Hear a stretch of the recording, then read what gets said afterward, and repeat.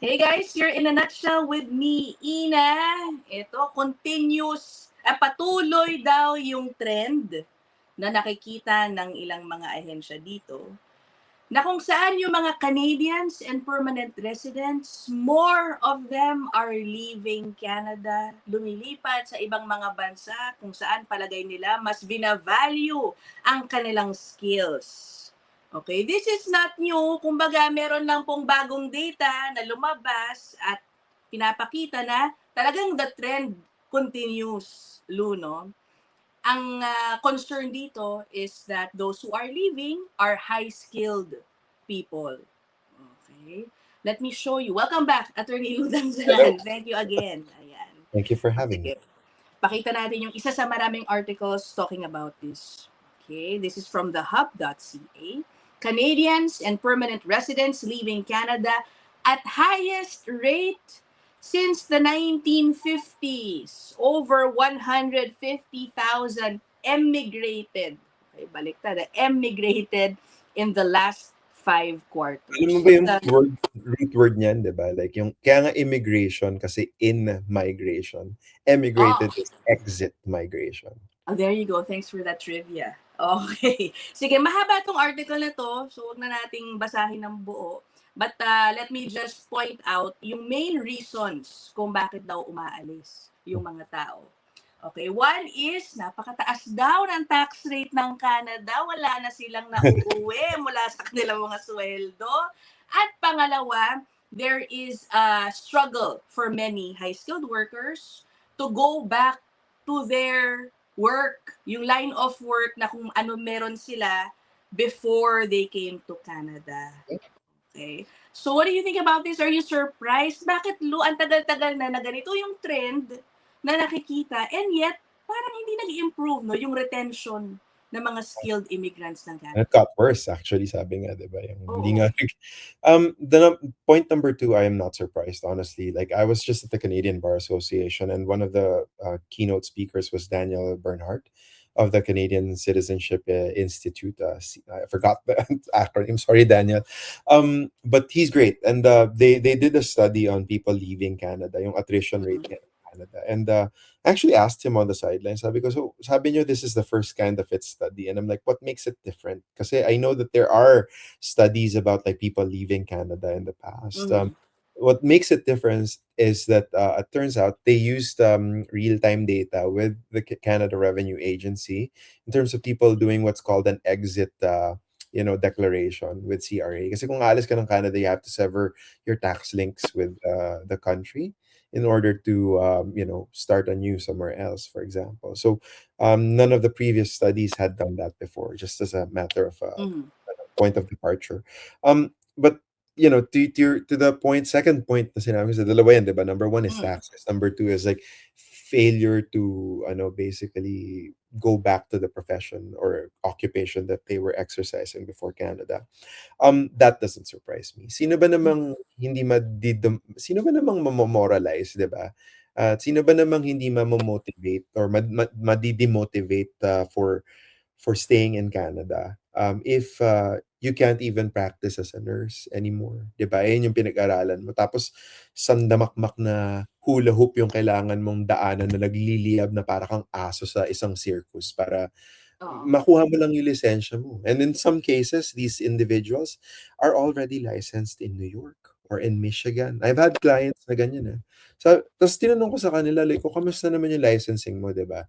So sabi nila, "Oh, actually ano, eto mahirap, eto pa rin ang dami nilang hinihingi tapos ang binigay lang nila RPN, Oo. registered pra nothing wrong with it, pero siyempre 'di ba RN sila tapos nung ginawa nila yung equivalency sa US, RN ang designation nila sa Michigan or sa New York, 'di ba? So parang, ha? Oo. Bakit?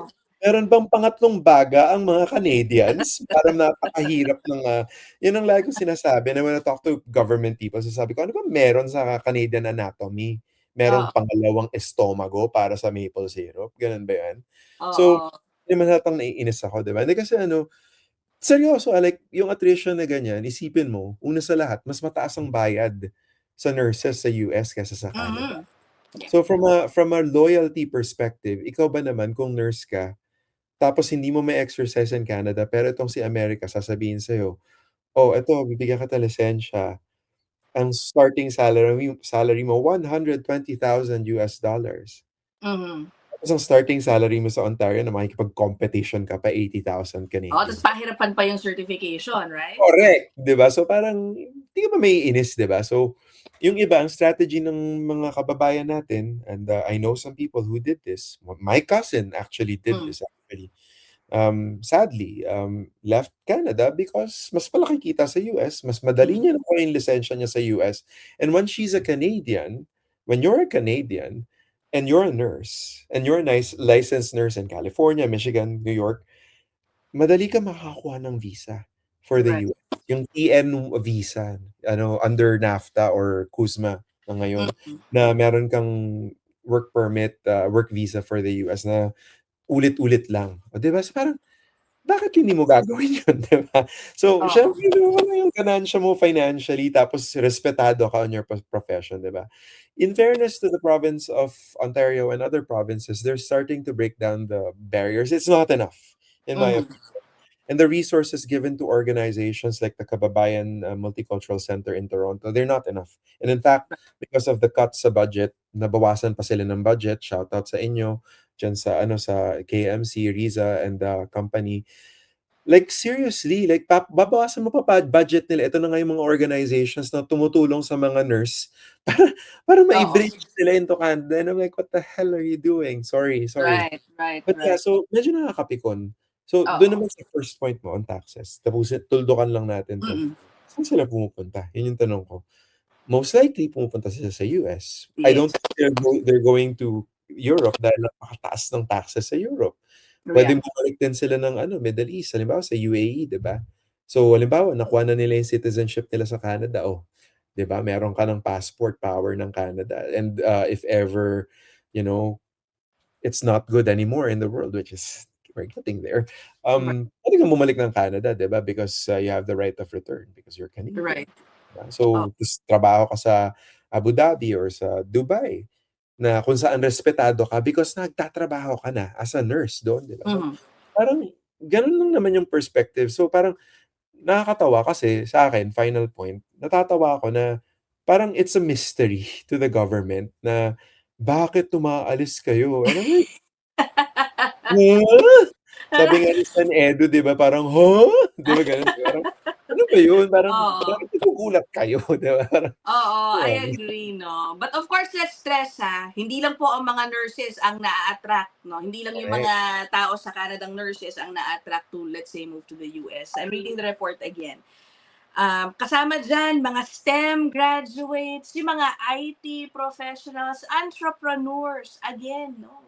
Ang laki ng potential ang laki ng potential contributions nila in Canada but are again discouraged by high taxes, for example. So, Oh, the ano ba taxes. yung mali?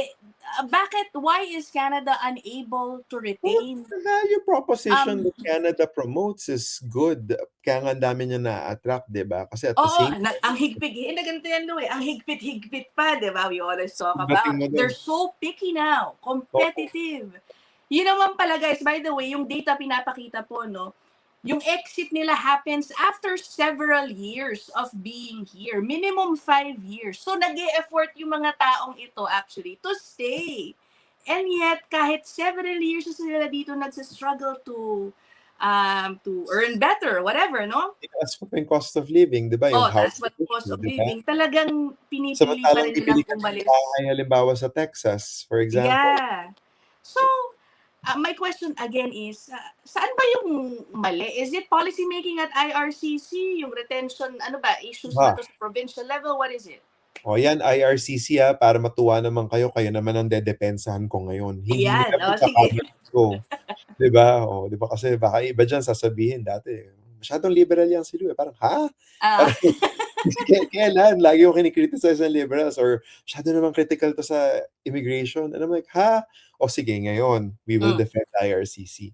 Si IRCC po nagse-set po ng immigration policy. Hindi po sila nagse-set ng policy when it comes to accreditation and credentialization. Yan, okay. Ang credentials po, professional regulation, ito po ay provincial jurisdiction. Meaning, the provinces have the power. Ito kasing si Canada, dahil tayo daughters and sons of empire, of British Empire, yun ang babalikan natin. Ang mga occupations in Canada are generally self-regulated by guilds or professional associations. Hindi kagaya sa US or sa Pilipinas na meron tayong state board, or sa Philippines meron tayong Professional Regulatory Commission Mhm. na gobyerno ang nagpapatakbo. Dito sa Canada, no. We have the Royal College of Surgeons and Chorva Chorva, ganon, or the Mhm. Ontario College of Nurses, or the Law Society of Ontario, for example, 'di ba? Mga ganyan. Self-regulating bodies po 'yan. Hindi po Mhm. sila hindi po sila pinapatakbo ng province. Only I the governments or the legislatures of each province will dictate the policies around it. So, 'yan, for example. Pero hindi po 'yan puwedeng pakialaman ng immigration, ng IRCC. Correct. And to be fair to IRCC, may disclaimer sila doon na kapagka meron kang points for being a doctor, for example, 'di ba mas mataas kasi yung Mm. points. Hindi po ibig sabihin nito na may West kayo na ano, parang ano yung tawag dun sa sinasabi ng West na parang, comparable yung degrees or whatever.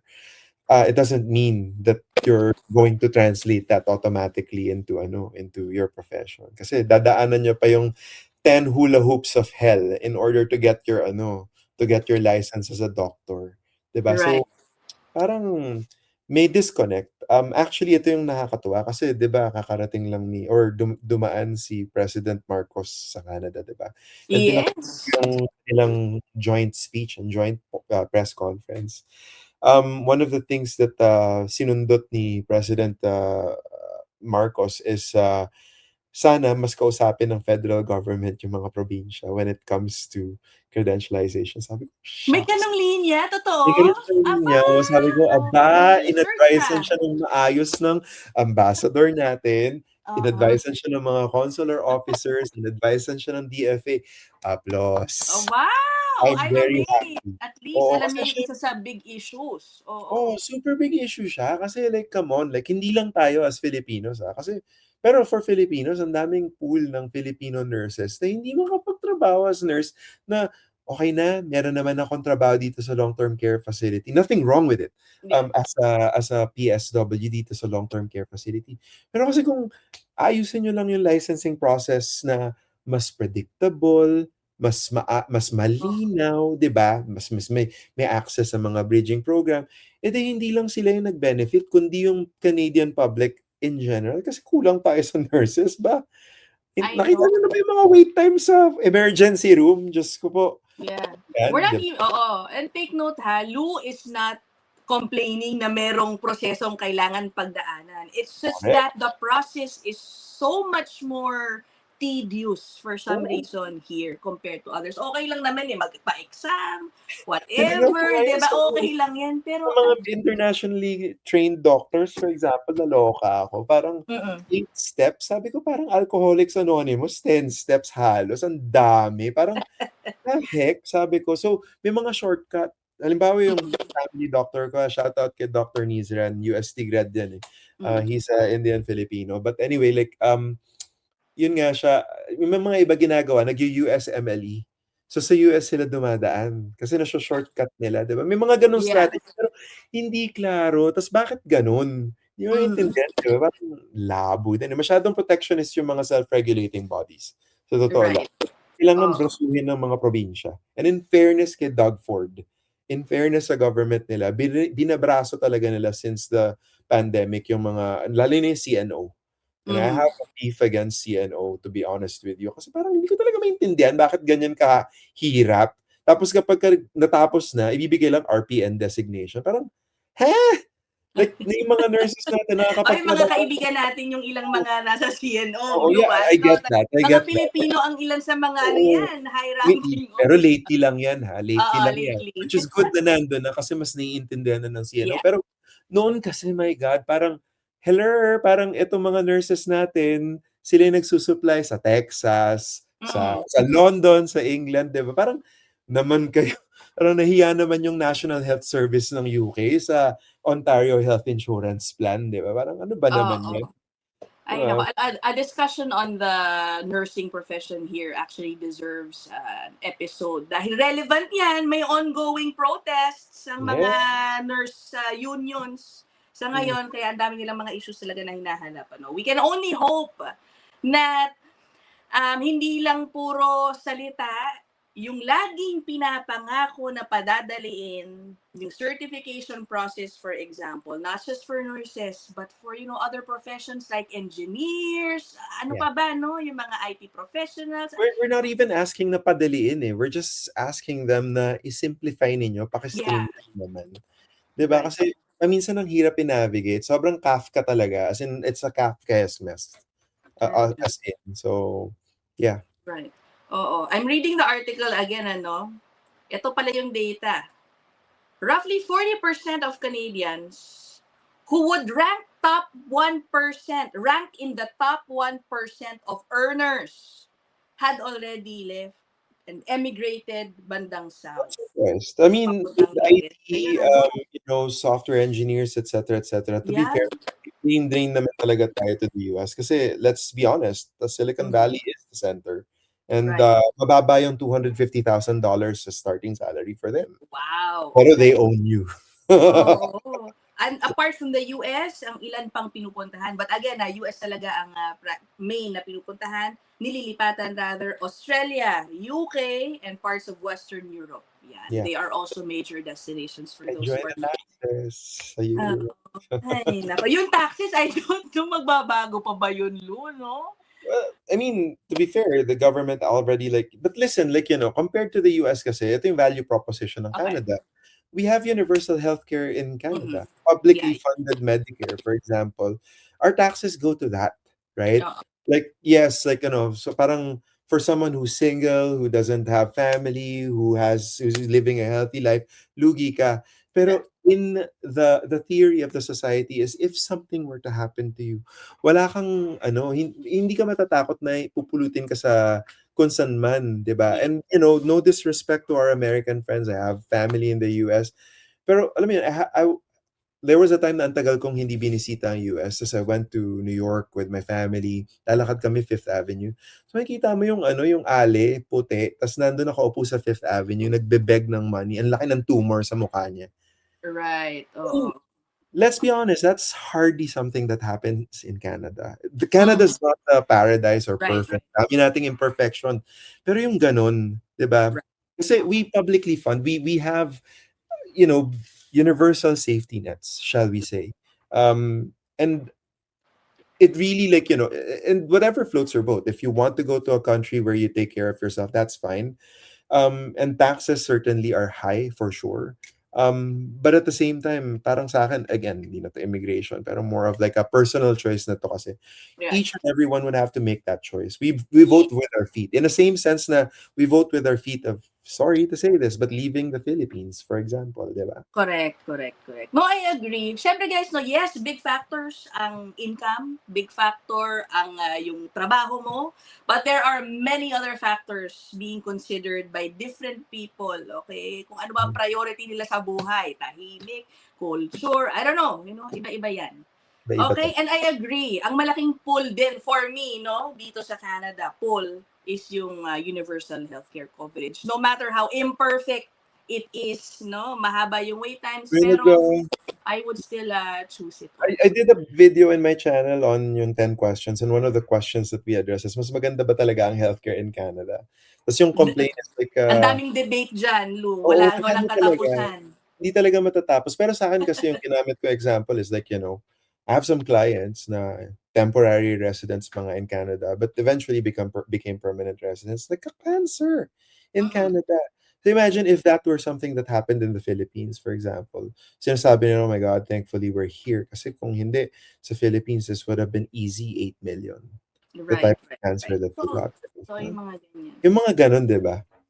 Ay, but anyway, okay. Bago pa kung san-san, ang dami pag-usapan nito sa totoo lang. But we will end this here na. Okay, guys, if you have your own inputs, insights, please feel free to share them in the comment section. I would love to hear them.